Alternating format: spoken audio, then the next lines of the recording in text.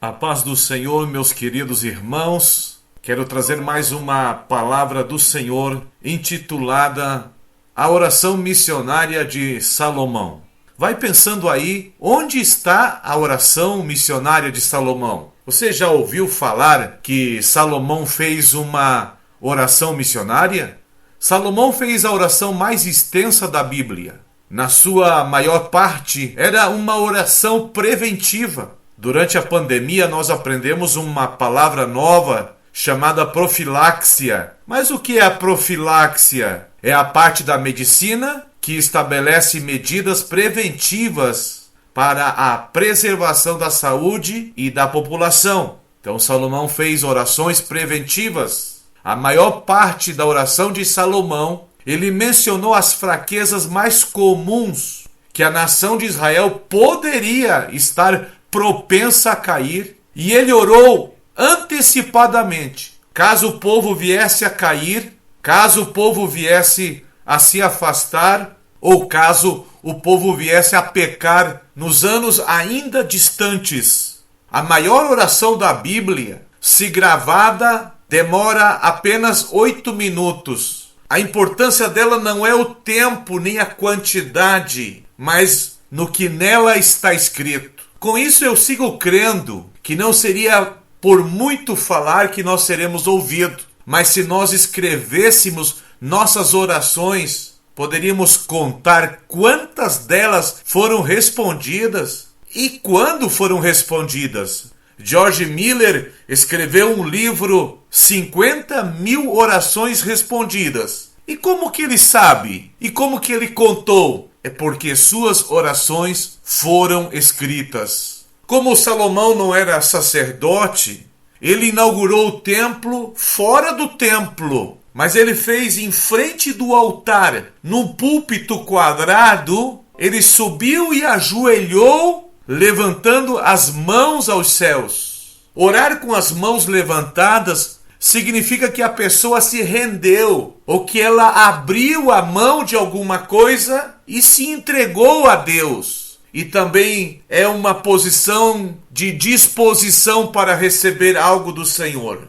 Eu posso dividir a oração de Salomão em 6 partes, pois encontramos 6 vezes a mesma expressão, ouve tu nos céus, nos versículos 23, 25, 30, 33, 35 e 39. A primeira parte da oração está nos versículos 19 e 21, onde Salomão ele ora por ele mesmo. Ele ora por ele mesmo no início da oração e também ora por ele no final da oração. Olha como ele começa. Atenta, pois, para a oração do teu servo e para a sua súplica. Ó Senhor meu Deus, para ouvires o clamor e a oração que faz o teu servo diante de ti. E no versículo 21, ele diz novamente, ouve, pois, a súplica do teu servo. 3 vezes aqui ele se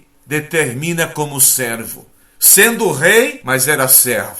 A segunda parte da oração está nos versículos 26 a 28. Ele orou se caso houvesse 3 dificuldades. Se acaso houvesse uma seca, aí ele vai dizer, quando os céus se cerrarem e não houver chuva por ter o povo pecado contra ti. Ele orou também se caso houvesse uma peste. E ele mencionou aqui 3 pestes, a ferrugem, o mofo e o gafanhoto. Ele orou se caso houvesse enfermidades. Todas essas orações são preventivas.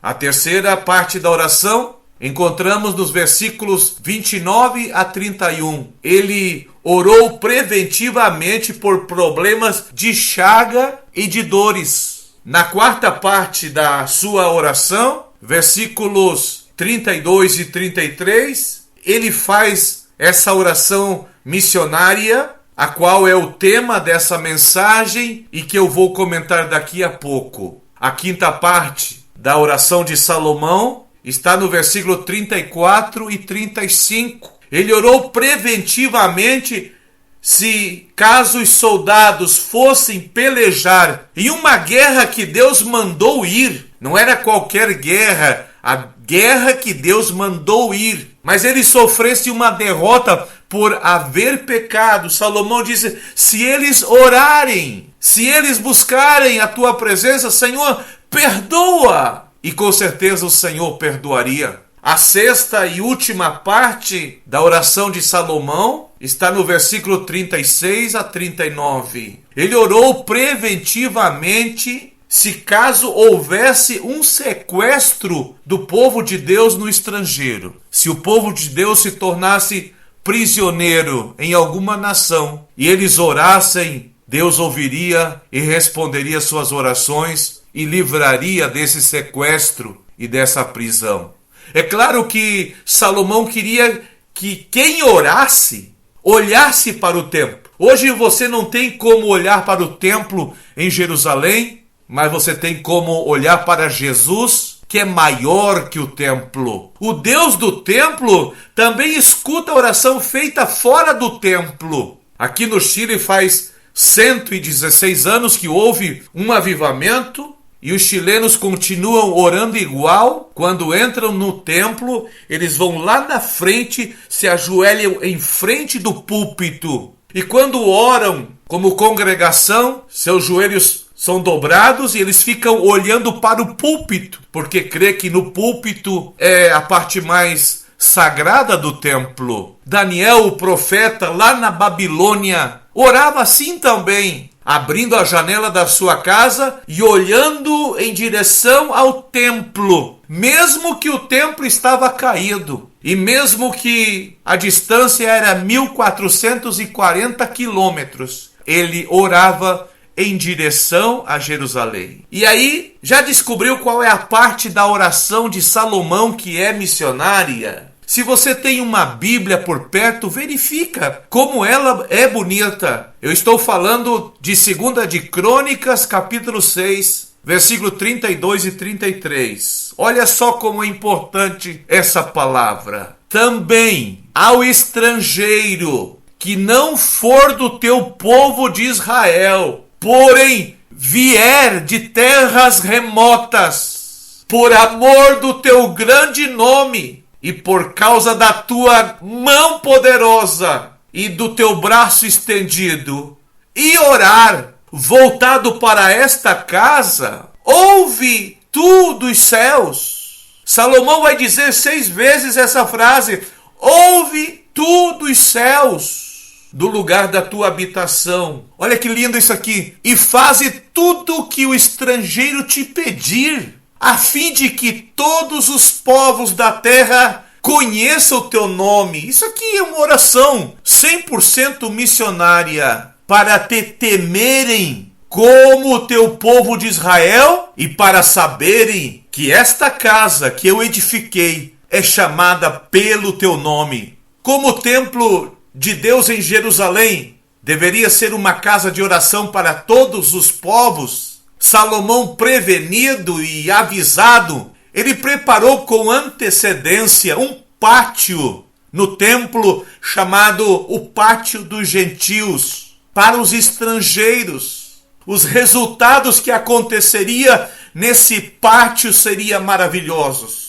Eles viriam de terras remotas porque ouviriam da fama do Deus de Israel, do grande nome do Deus de Israel e da grande mão poderosa e do braço estendido do Deus de Israel. E assim os estrangeiros respeitariam o Deus de Israel. Para que o estrangeiro venha, como diz o texto, de terras remotas, nesse caso venha para Israel, era preciso falar desse Deus grande e com essa mão poderosa. Para que as pessoas possam entrar na igreja evangélica, é preciso falar do Deus grande e da sua mão que é poderosa. Para eu conseguir ganhar almas para Cristo aqui no Chile, eu preciso falar desse Deus grande e desse Deus com a mão poderosa. E nós já estamos no tempo onde os estrangeiros não estão vindo. Onde se prega a palavra, eles não estão vindo. Então a igreja tem que ir aonde estão os estrangeiros. A igreja tem que ir para as nações. O trabalho missionário que eu realizo não é só meu. Não é porque eu gosto. Não é porque é fácil de fazer. O trabalho missionário é de toda a igreja. De cada 1000 irmãos no Brasil, deveria haver pelo menos um missionário. E cada 1000 irmãos deveria sustentar um missionário dignamente. Olha, eu consigo falar de Deus para os estrangeiros, mesmo tendo poucos recursos econômicos. Mas eu ficaria muito feliz se eu tivesse os recursos suficientes para falar muito mais, para abarcar muito mais, para conseguir muito mais. Lembre-se que você também era um gentil, que você também era um estrangeiro, um estranho para com Deus.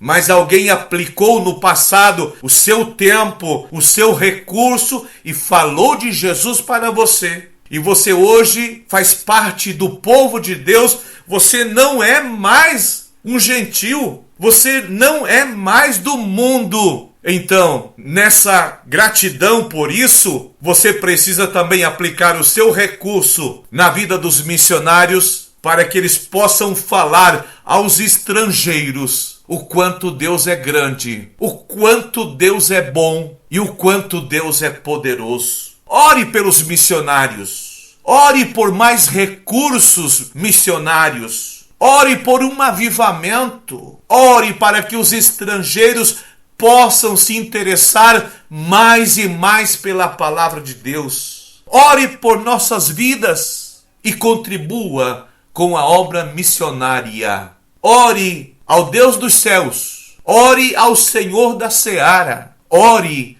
ao Senhor da ceifa. Ore para que muitos missionários sejam levantados. E ore para que os recursos sejam multiplicados na mão daqueles que estão no estrangeiro, fazendo o trabalho que seria de toda a igreja, fazendo o trabalho que seria seu também. Que Deus te abençoe. Muito obrigado por ouvir essa palavra até agora. Busque a sua Bíblia. Leia a oração completa de Salomão no capítulo 6 de 2 de Crônicas e medite principalmente no versículo 32 e 33. Também ao estrangeiro que for do teu povo de Israel, porém vier de terras remotas por amor do teu grande nome, e por causa da tua mão poderosa e do teu braço estendido, e orar voltado para esta casa, ouve tu dos céus, do lugar da tua habitação, e faze tudo o que o estrangeiro te pedir, a fim de que todos os povos da terra